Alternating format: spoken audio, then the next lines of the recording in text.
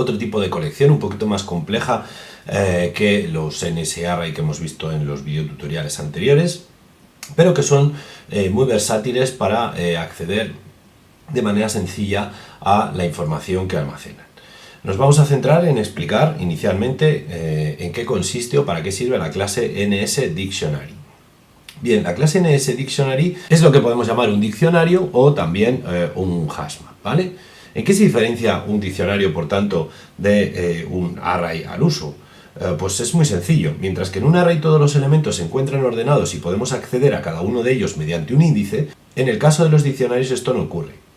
De manera más concreta, un diccionario nos va a permitir almacenar objetos a los que accederemos a través de una clave. Fijaos que el nombre de esta clase no es casual, clase NSDictionary. Y para entenderla, pues vamos a poner un ejemplo muy sencillo. Pensad en un diccionario al uso, donde buscáis palabras y encontráis su significado. Fijaos, cada uno de los elementos del diccionario es un par que viene definido por una clave y un valor. Cuando nosotros manejamos un diccionario, la clave sería la palabra que estamos buscando y el valor sería pues la definición de esa palabra. De manera que resulta muy sencillo acceder a una información concreta dentro de un diccionario, porque si sabemos la palabra de la cual queremos buscar su significado, pues el acceso es directo. Proporcionamos la clave, ¿vale?, como elemento de búsqueda dentro del diccionario, ¿de acuerdo?, que nos va a permitir pues acceder al valor que sería el significado de la palabra que estamos buscando. Bien, pues si hacemos un paralelismo entre los diccionarios reales y la clase NSDictionary, pues vemos que estamos hablando de lo mismo, ¿vale? Un NSDictionary es un tipo específico de colección donde vamos a poder guardar elementos, vamos a poder guardar valores, al igual que ocurría en los NSArrays, pero con la particularidad de que cada uno de esos valores va a estar referenciado o va a estar asociado a una cosa que vamos a llamar clave. De manera que cada elemento de un NSDictionary va a ser un par clave-valor, ¿vale? Es muy importante cuando trabajéis con este tipo de colecciones que sepáis que las claves, como es lógico, no pueden repetirse, ¿vale? Es decir, cuando empecemos a meter información dentro de nuestro diccionario, pues debemos asegurarnos de asociar a esa información una clave que no esté repetida o que no se pueda repetir para otro valor distinto. Bueno, ¿y cómo creamos un NSDictionary? Bueno, decir primeramente que la clase NSDictionary es la versión no mutable, ¿vale? Y que en contraste, pues en el siguiente video tutorial trabajaremos con NSMutable Dictionary, ¿vale?, que sería la versión mutable de la clase, es decir, la versión donde los objetos los vamos a poder modificar. Bien, vamos a hacer un ejemplo muy sencillo que va a consistir en lo siguiente. En este primer ejemplo vamos a hacer uso del método initWithObjects de la clase NSDictionary, ¿vale? Previamente lo que vamos a hacer va a ser crear dos objetos NSArray, ¿vale? El primero de los objetos contendrá el conjunto de valores que queremos introducir en nuestro diccionario, mientras que el segundo pues contendrá el conjunto de claves, ¿vale?, que vamos a utilizar dentro de nuestro diccionario para referirnos a cada uno de esos valores. ¿Cómo hacemos esto? Pues muy fácil. Creamos un objeto que llamamos objetos o valores, ¿vale? Y lo vamos a crear pues de manera sencilla, pues con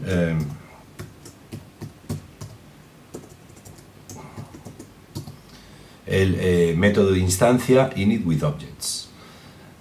Para ello, lo primero que tenemos que hacer es crear el objeto y a continuación invocar el método initWithObjects, ¿vale? Si recordáis, initWithObjects sobre un NSArray funcionaba de tal modo que nosotros le pasábamos todos los parámetros, uno a continuación de otro, y terminábamos esa lista indicándolo con un nil, ¿vale? Pues en este caso, nuestros objetos, nuestros valores que vamos a guardar en nuestro diccionario van a ser objetos NSArray. Por ejemplo, este es el objeto 1, ¿vale? Este sería el primer valor. Decir que en este caso estamos metiendo objetos de tipo NSString, pero podríamos meter cualquier tipo de objeto, ¿vale? Esto que estoy metiendo aquí ahora son, como decíamos, los valores. Si volvemos a nuestro ejemplo del diccionario de la vida real, serían las definiciones de las palabras, ¿vale? Este es el objeto 2. Y por ejemplo, este es el objeto 3. Bueno, nos falta aquí una coma. Muy bien, pues lo que vamos a almacenar en nuestro NS Dictionary como valores va a ser un conjunto de objetos de tipo NS String, ¿vale? En concreto, pues vamos a almacenar 3 valores. A continuación, tendríamos que definir un NSArray, ¿vale? Que vamos a llamar claves, que lo que va a contener va a ser el conjunto de objetos que vamos a utilizar como claves en nuestro diccionario, ¿vale? Para ello, pues generamos este NSArray de la misma forma que hemos generado el NSArray de los objetos. Primero creamos el objeto con alloc y a continuación utilizamos init with objects. ¿Vale? Perfecto. Fijaos, lo que tenemos que especificar aquí es cada una de las claves que vamos a utilizar para referirnos a cada uno de los objetos. De manera que esas claves se tienen que dar en el mismo orden en el que hemos dado los objetos a la hora de crear el NSArray, ¿vale? Nuestras claves, al igual que ocurría con los objetos, pueden ser cualquier tipo de objeto, es decir, un objeto de cualquier clase, ¿vale? En este caso vamos a utilizar como claves objetos nuevamente de tipo NSString. Pues nuestra primera clave sería objeto 1, la segunda clave sería objeto 2 y nuestra tercera clave sería objeto 3. Bien sencillo. Fijaos que la clave objeto 1 la utilizaríamos para acceder o para referirnos al valor o al objeto, este es el objeto 1. La clave objeto 2 la utilizaríamos para referirnos al valor, este es el objeto 2. Y la clave objeto 3 la utilizaríamos para referirnos al valor, este es el objeto 3. ¿Vale? Volviendo a nuestro símil del diccionario de la vida real, las claves serían las palabras, ¿vale?, que están almacenadas en dicho diccionario. Si yo pregunto por la palabra objeto 2, pues su definición será este es el objeto 2. Bien, cuidado, me he confundido aquí, ¿vale? Aquí faltaría una arroba. Bien, una vez que tenemos estos dos objetos creados, ya podemos proceder a crear nuestro objeto NSDictionary. Para ello lo que vamos a hacer va a ser utilizar el método initWithObjects. Este método lo que recibe es, por un lado, un objeto que contiene los valores y por otro lado, un objeto que contiene las claves. Vamos a ver cómo hacerlo.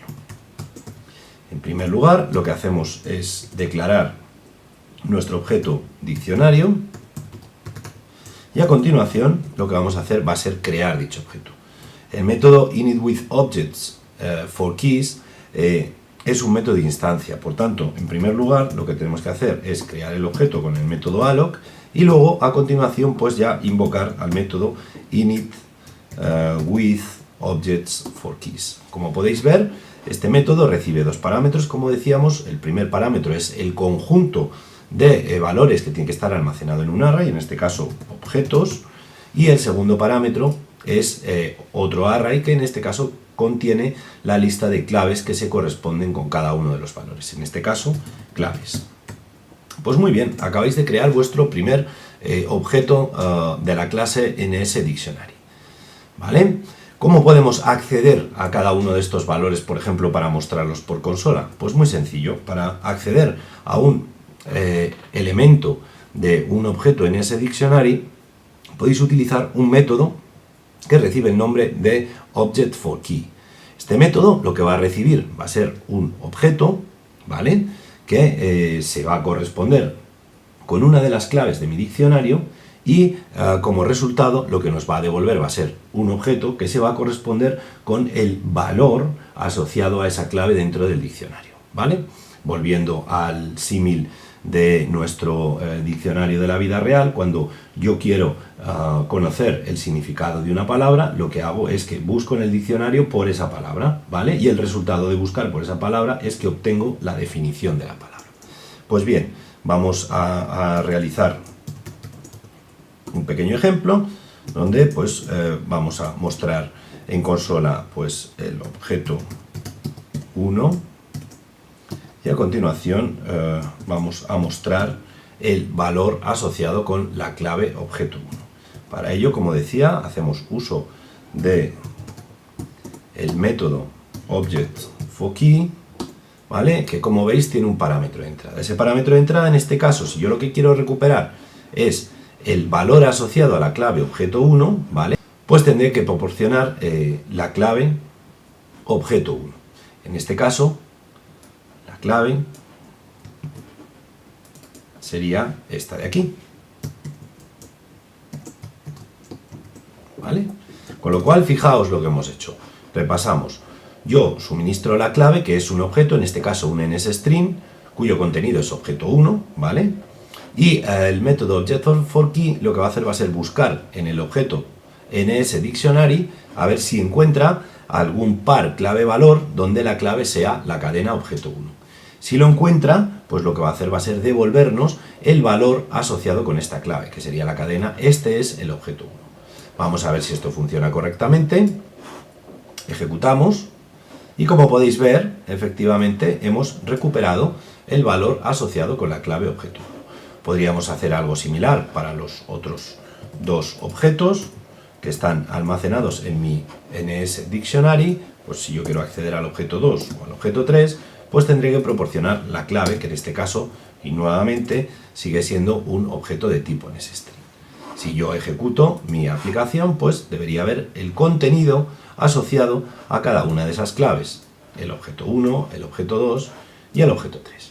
Bien, como veis, trabajar con objetos de tipo NSDictionary resulta bastante útil, porque para referirnos a un valor específico no necesitamos conocer su posición dentro del diccionario, en contraste con lo que ocurre con los NSArray, ¿vale?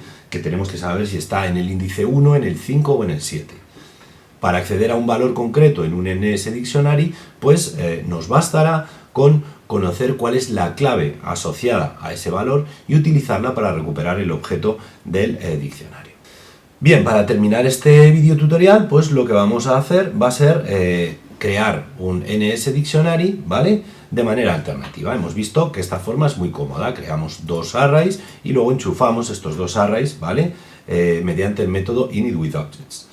¿Qué ocurre? Pues que a veces puede no ser necesario o no apetecernos generar estos arrays, sino que, por ejemplo, imaginad, estamos leyendo de un fichero y tenemos la secuencia clave-valor, pues como cadenas, por ejemplo, u objetos, uno detrás de otro, ¿vale? En ese caso, pues podemos hacer uso del método DictionaryWithObjectsAndKeys como constructor.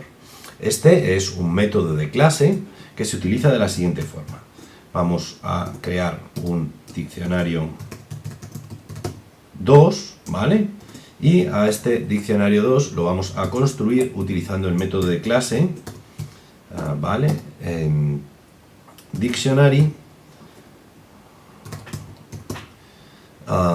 with objects and keys, ¿vale? En este caso, fijaos que el formato de parámetros de entrada nuevamente vuelve a ser un formato libre, es decir, podemos poner tantos parámetros de entrada como queramos y debemos indicar que hemos terminado de introducir todos los parámetros en el método, pues colocando un nil al final. Bien, ¿cuál es la forma de trabajar? Pues muy sencillo, lo que tenemos que ir es metiendo pares clave-valor. En concreto se tienen que meter en este orden. Primero hay que meter el valor y luego su clave asociada. ¿Vale? Esto sería el par valor clave, ¿vale? Para el primer elemento del diccionario. Para el segundo, pues actuaríamos de manera muy similar, es decir, colocaríamos aquí esto y luego a continuación esto de aquí. Finalmente, el último elemento de mi diccionario sería este de aquí, este objeto NSString, que colocaría en el constructor seguido de su clave asociada. Bien, pues acabáis de ver otra forma de crear un diccionario de manera más directa. En este caso no hemos hecho uso de un NSArray. Bien, podríamos probar a mostrar el contenido del diccionario 2 que acabamos de crear. Para ello habría que cambiar el nombre del objeto de diccionario a diccionario 2 y ejecutar nuestra aplicación. Bueno, como veis, el resultado es exactamente el mismo, como era de esperar, ¿vale?